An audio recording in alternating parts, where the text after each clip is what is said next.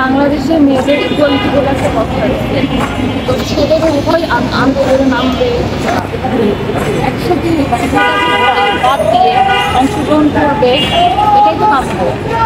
যেখানে আমাদের prime minister একজন নারী, সেখানে আমরা কেন পিছিয়ে নারী শিক্ষার্থীরা কেন পিছিয়ে থাকবে? সবার অংশগ্রহণে কাম্য ছিল, কিন্তু পরিবেশ পরিস্থিতি আমাদের অনুকূলে যাচ্ছে না।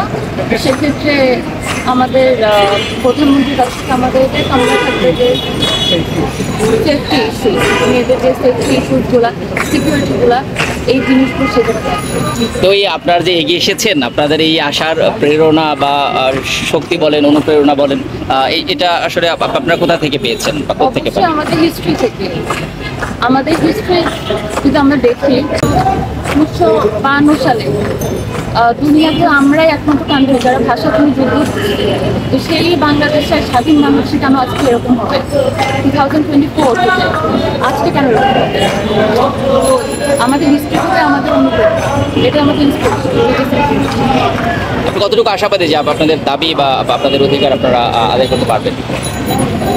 এটা হোপফুলি ইনশাল্লাহ আশা করি, আমরা আমাদের দিক থেকে আশা করি যে ইনশাল্লাহ যদি আমরা সাকসেসফুল হব, আমরা থামবো না যতদিন না জিনিসটা তারা মানে, তারা ক্ষমা প্রার্থনা করে জিনিসটা শুরু করুক, এটা আমাদের।